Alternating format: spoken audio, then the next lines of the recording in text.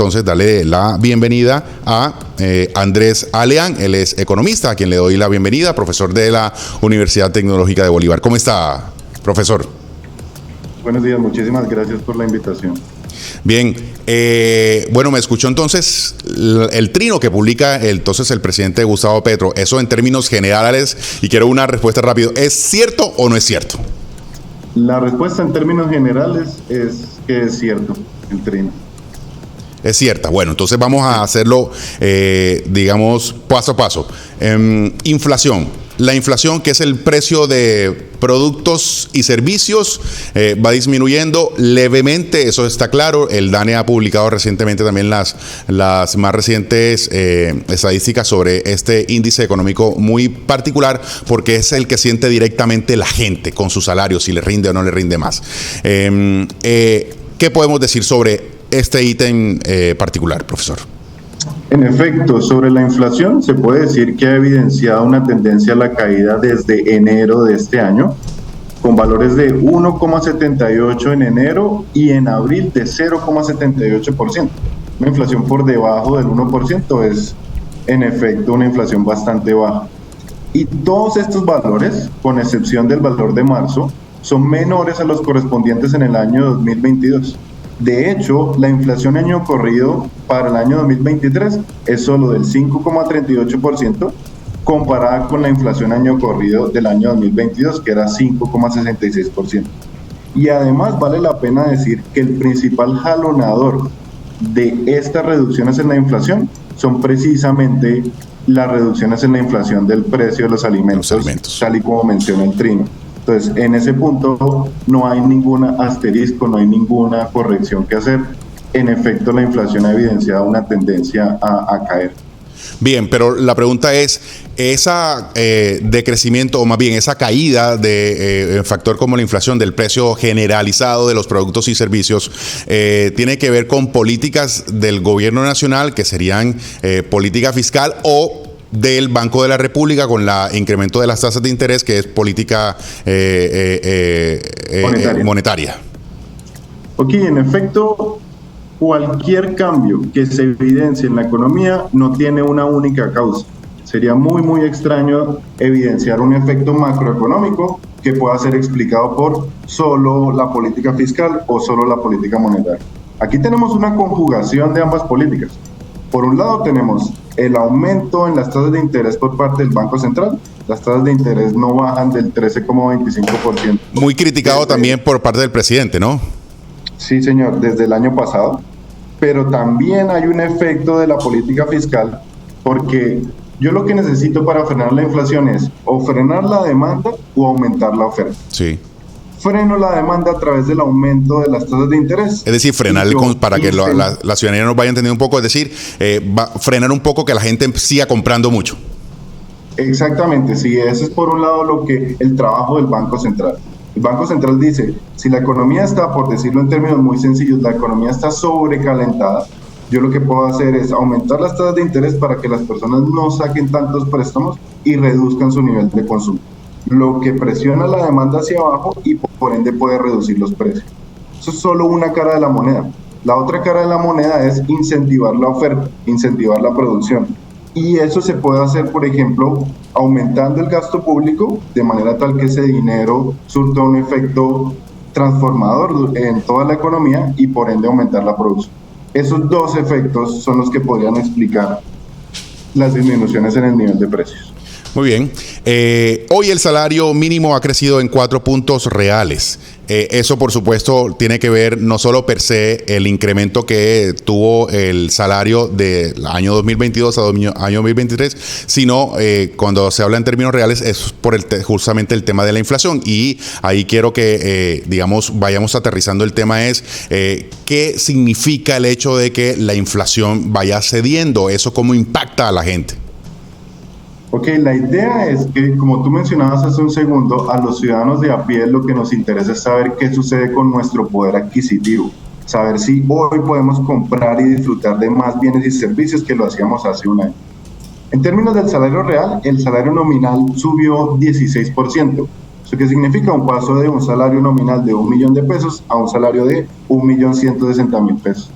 Es decir, ahora recibimos 160.000 pesos extra, pero si el nivel de aumento de precios fuese mayor que ese 16% que aumentó el salario nominal, de nada nos serviría porque nuestro poder adquisitivo se hubiese reducido. En el trino se menciona que el incremento en el salario real es del 4%. Ahí habría que hacer un pequeño asterisco porque si consideramos un crecimiento nominal del 16% y una inflación anual a marzo del 12,82%, tendríamos un crecimiento real del salario del 3,18%, es decir, un poco más cercano al 3 que al 4. Pero en efecto ha habido un crecimiento positivo del salario real, es decir, del poder de compra o del poder adquisitivo de los ciudadanos de a pie. Muy bien, cerrado ese ítem, vamos con desempleo, dice el presidente. El desempleo ha descendido y somos uno de los, bueno, ahí viene con PIB. Desempleo, profesor. En términos del desempleo, así como la inflación, también evidencia una tendencia a la baja. En enero teníamos una tasa de desempleo en Colombia del 13,7%, mientras que hoy en día, en marzo, tenemos una tasa de desempleo de solo el 10,03%. Hay que tener en cuenta también que en cualquier país del mundo una tasa de desempleo de 2 dígitos, es decir, una tasa de desempleo a partir del 10%, se considera una crisis económica. Es una situación que no es deseable.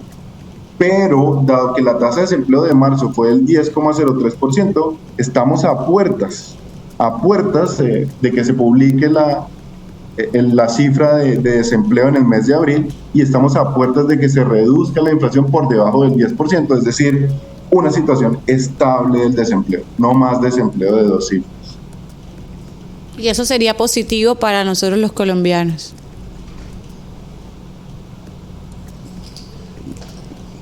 Sí.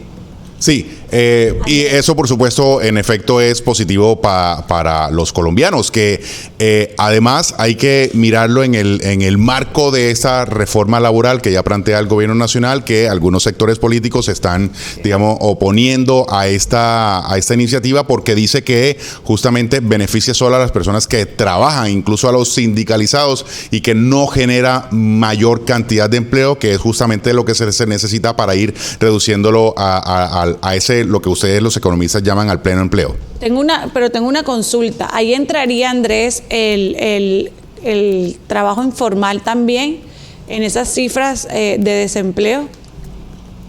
En las cifras de desempleo que calcula el DANE también entra el trabajo informal. Simplemente se le pregunta a la persona a qué actividad principal se dedicó la última semana y si la persona responde que se dedicó a trabajar, entra como un empleado independientemente de la calidad, la estabilidad o el número de horas de desempleo. Es decir, los empleados informales también entran como empleados. Debemos recordar que ese empleo viene usualmente con una tasa de informalidad que oscila para los diferentes territorios del país entre el 50 y el 60%. Es decir, la mayoría de estos empleos en Colombia, y eso ha sido así desde hace muchísimos años, son empleos informales.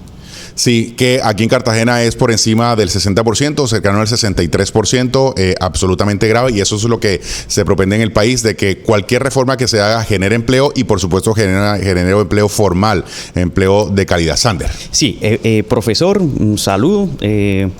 Efectivamente, la ciudad de Cartagena en estos momentos está pasando por una alta cifra de informalidad. Entonces, esto se puede convertir en un problema más adelante para este gobierno y también para los otros gobiernos, porque ya Cartagena está por encima del 60%, estamos hablando del 63% de los cartageneros tienen trabajos informales. Entonces, listo, no hay desempleo, va bajando la cifra de desempleo, pero viene un problema y es la informalidad.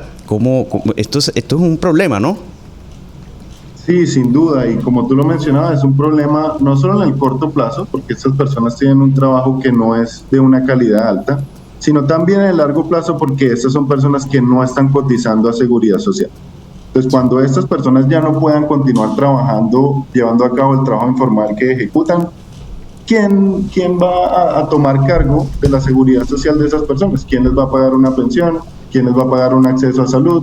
Eso va a ser un problema significativo en el largo plazo. Y ahí es donde estaremos en algunos años otra vez peleando por una reforma pensional, ¿no?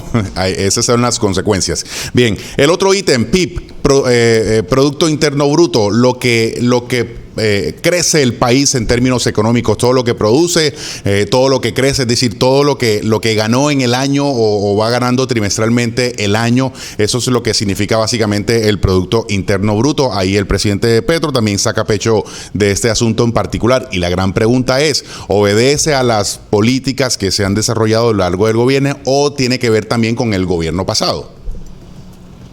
Ok, sobre la última pregunta, en efecto, los efectos dentro de la macroeconomía no se ven inmediatamente. Los efectos de la política tienen un efecto rezagado.